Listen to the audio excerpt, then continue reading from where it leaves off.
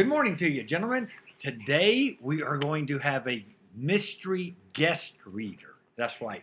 But this mystery guest reader will come in for the second part of the reading. Today we're going to start with Padawan. And if you remember, yesterday Augie met a new friend. And she came over and ate with him. And it was a 1 to 10, 5 on the scale for Mom. She was very excited. All right, here we go. Padawan. That night, I cut off the little braid on the back of my head. Dad was the first one to notice. Oh, good, he said. I never liked that thing. Via couldn't believe that I had cut it off. That took you years to grow, Augie, she said, almost like she was angry. Why did you cut it off? I don't know, I answered. Did someone make fun of it? No.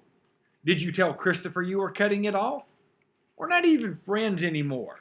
That's not true, she said. I can't believe you would just cut it off like that, she added snottily, and then practically slammed my bedroom door shut as she left the room. I was snuggling with Daisy on my bed when Dad came down to tuck me in later. He scooched Daisy over gently and lay down next to me on the blanket. So, Augie doggy, he said, it was really an okay day? He got that from an old cartoon about a dachshund named Augie Doggy, by the way. He had bought it for me on eBay when I was about 4, and we watched it a lot for a while, especially when I was in the hospital.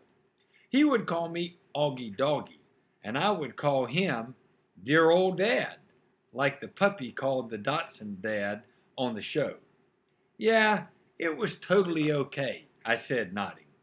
You've been so quiet all night long. I guess I'm tired. It was a long day, huh? I nodded. But it was really okay. I nodded again. He didn't say anything, so after a few seconds, I said, it was better than okay, actually. Well, that's great to hear, Augie, he said quietly, kissing my forehead. So it looks like it was a good call Mom made. You're going to school and all. Yeah, but I could stop going if I wanted to, right? That was the deal. Yes, he answered. Though I guess it would depend on why you wanted to stop going, too, you know. You'd have to let us know. You'd have to talk to us and tell us how you're feeling and if anything bad happened, okay? You promised you'd tell us. Yeah. So, can I ask you something? Are you mad at Mom or something? You've been kind of huffy with her all night long. You know, Augie, I'm as much to blame for sending you to school as she is. No, she's more to blame. It was her idea. Note to the listener, always blame Mom if you can. No, she's more to blame. It was her idea. Mom knocked on the door just then and peeked her head inside my room. Just wanted to say good night, she said. She looked kind of shy for a second. Hi, Mama, Dad said, picking up my hand and waving it at her. I heard you cut off your braid, Mom said to me, sitting down on the edge of the bed next to Daisy. It's not a big deal, I answered quickly. I didn't say it was, said Mom. Why don't you put Augie to bed tonight? Dad said to Mom, getting up. I got some paperwork to do anyways. Good night, my son. My son. That was another part of our Augie Doggy routine. Though I wasn't in the mood to say, good night, dear old Dad. I'm so proud of you, said Dad. And then he got up and out of the bedroom. Mom and Dad had always taken turns putting me to bed. I know it was a little babyish of me to still need them to do that, but that's just how it was with us. Will you check in on Via? Mom said to Dad as she lay down next to me. He stopped by the door and turned around. What's wrong with Via? Nothing, said Mom, shrugging. At least nothing that she would tell me. But first day of high school and all of that. Said Dad. Then he pointed his finger at me and winked. It's always something with you kids, isn't it? He said. Never a dull moment, said Mom.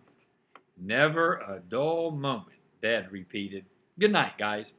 As soon as he closed the door, Mom pulled out the book she'd been reading for me the last couple of weeks. I was relieved because I really wasn't afraid she'd want to talk, and I just didn't feel like doing that. But Mom didn't seem to want to talk either. She just flipped through the pages until she got to where we had left off. We were about halfway through The Hobbit. Stop! Stop! Shouted Thorin, said Mom, reading aloud. But it was too late. The excited dwarves had wasted their last arrows, and now the bows that Born had given them were useless. They were a gloomy party that night, and the gloom gathered still deeper on them in the following days. They had crossed the enchanted stream, but beyond it the path seemed to straggle on just as before, and in the forest they could see no change. I'm not sure why, but all of a sudden I started to cry. Mom put the book down and wrapped her arms around me. She didn't seem surprised that I was crying. It's okay, she whispered in my ear. It'll be okay, Augie. I'm sorry, I said between sniffles. Shh, she said, wiping my tears with the back of her hand. You have nothing to be sorry about, my son. Why do I have to be so ugly, Mom? I whispered. No, baby, you're not. I know I am, Mom. She kissed me all over my face. She kissed my eyes that came down too far. She kissed my cheeks that looked punched in. She kissed my tortoise mouth. She said soft words that I know were meant to help me, but her words can't change the look of my face. That's a hard place to end, but now we're going to our guest reader. Good morning, guys. How are you today? Okay, next chapter. Wake me up when September ends. The rest of September was hard. I wasn't used to getting up so early in the morning. I wasn't used to this whole notion of homework. And I got my first quiz at the end of the month. I never got quizzes when Mom homeschooled me. I also didn't like how I had no free time anymore. Before, I was able to play whenever I wanted to, but now it felt like I always had stuff to do for school. And being at school was awful in the beginning.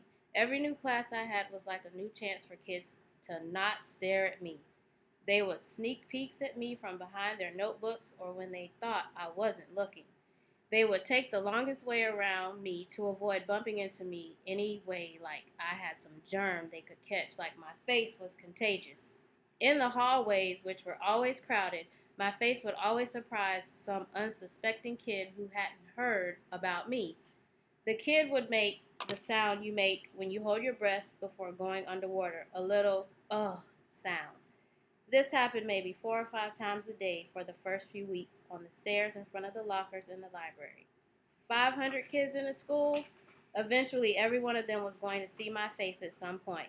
And I knew after the first couple of days that word had gotten around about me, because every once in a while, I'd catch a kid elbowing his friend as they passed me or talking behind their hands as I walked by them. I can only imagine what they were saying about me. Actually, I prefer not to try even imagining it. I'm not saying they were doing any of those things in a mean way. By the way, not once did any kid laugh or make noises or do anything like that. They were just being normal, dumb kids. I know that. I kind of wanted to tell them that. Like, it's okay. I know I'm weird looking. Take a look. I don't bite. Hey, the truth is, if a Wookiee started going to the school all of a sudden, I'd be curious. I'd probably stare a bit. And if I was walking with Jack or Summer, I'd probably whisper to them, "Hey, there's that Wookiee." And if the Wookiee caught me saying that, he'd know I wasn't trying to be mean. I was just pointing out the fact that he was a Wookiee. It took about 1 week for the kids in my class to get used to my face. These were the kids I see every day, all day in my classes. It took about 2 weeks for the rest of the kids in my grade to get used to my face. These were the kids I see in the cafeteria, yard time, PE, music, library, computer class.